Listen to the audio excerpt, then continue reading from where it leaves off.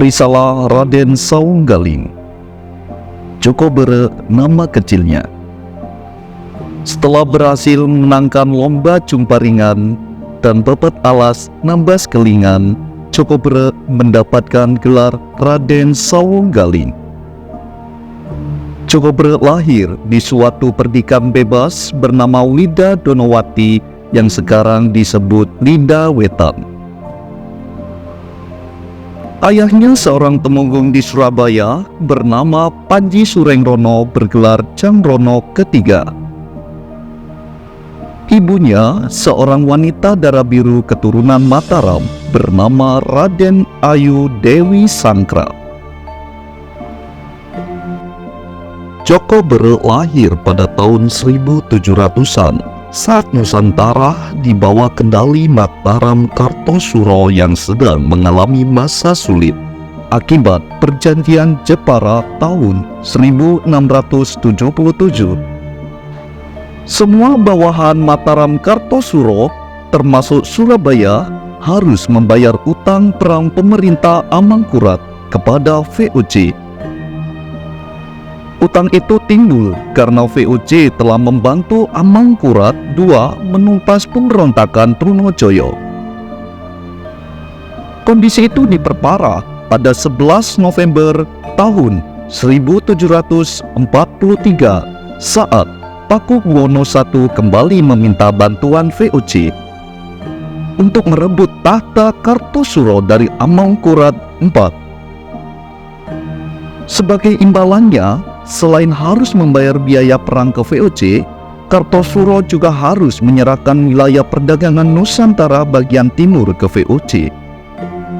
VOC juga harus dilibatkan dalam suksesi kepemimpinan bawahan Kartosuro. Nusantara terbelenggu akibat perjanjian-perjanjian tersebut. Nusantara membutuhkan seorang satria yang gagah berani yang mampu membebaskan Nusantara dari cengkraman VOC.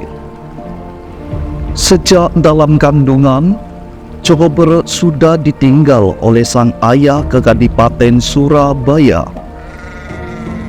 Dia menjadi bahan olok-olok temannya sebagai anak yang tidak mempunyai bapak. Prihatin kondisi tersebut, sang ibu meminta kepada seorang nenek tua yang tinggal di hutan Rawabiung agar memberi seekor anak ayam kepada Joko Bere. Karena sedang mengeram, Joko Bere dijanjikan akan diberi setelah ayamnya menetas. Dan benar, setelah menetas, Joko Bere diberi seekor anak ayam. Sejak saat itu, kemanapun Joko Bere pergi, selalu ditemani oleh ayamnya yang diberi nama Bago. Tidak benar bahwa Joko Bere selalu membawa ayam karena tukang sabung ayam. Tempat mengeram ayam tersebut hingga sekarang masih diabadikan oleh warga Balas Kuntri yang diberi nama Cinde Laras. Tanda-tanda ketokohan dan kebesaran Joko Bere terlihat sejak beliau usia belasan tahun.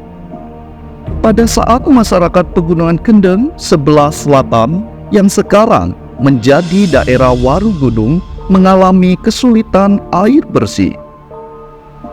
Mereka sudah berusaha menggali sumber mata air di mana-mana akan tetapi tidak kunjung mendapatkan. Dengan lantang, Joko Bere menunjukkan sebuah bukit untuk digali dan menjanjikan adanya sumber air bersih. Sesuatu hal yang kurang masuk akal karena lokasi tersebut sangat tinggi.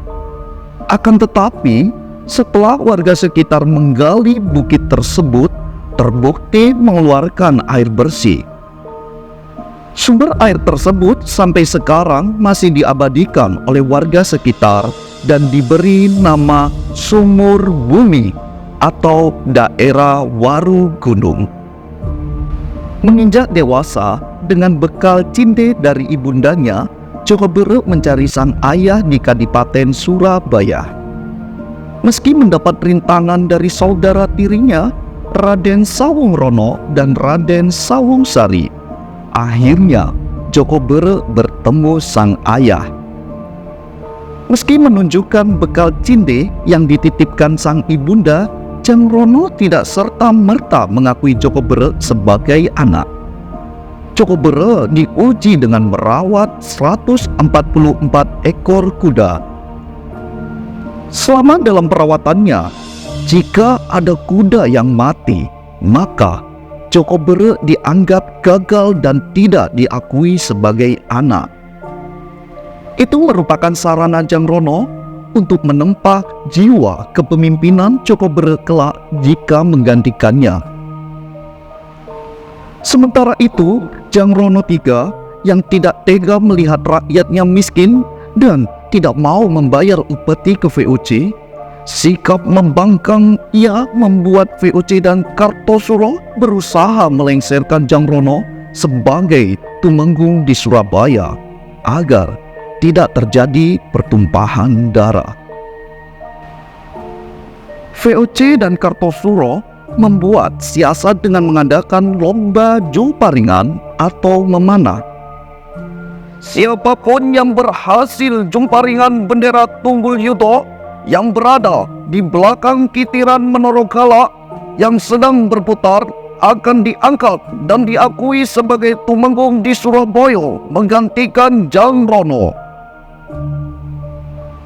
Semua satria tidak ada yang berhasil menyelesaikan lomba tersebut. Hingga akhirnya Joko Bere memberanikan diri untuk mengikuti lomba.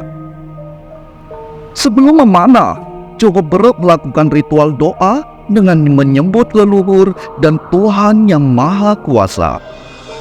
Warga sekitar menyebutnya Sulu. Dan akhirnya Joko Bere berhasil memenangkan lomba jumparingan. Mengetahui Joko Bere masih keturunan Janggrono, VOC memberi syarat tambahan, yaitu membabat alas Nambas Kelingan.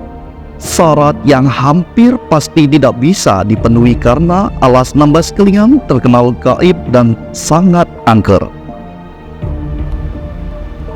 Dengan keberanian dan kesaktiannya dan bantuan putri penunggu hutan Nambas Kelingan bernama Ayu Pandansari, Joko Bere akhirnya berhasil membabat alas Nambas Kelingan yang terkenal angker.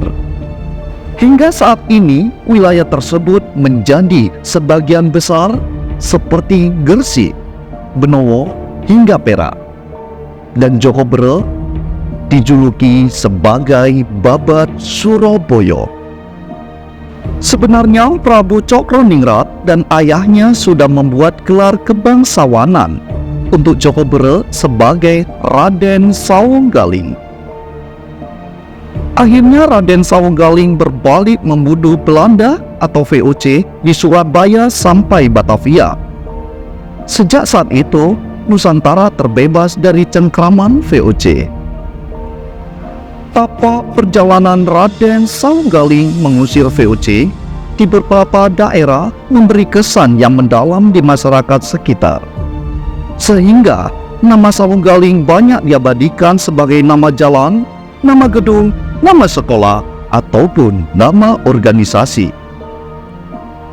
Hal ini menunjukkan bahwa Raden Sawunggaling bukan hanya milik warga Surabaya, tetapi milik seluruh rakyat Nusantara.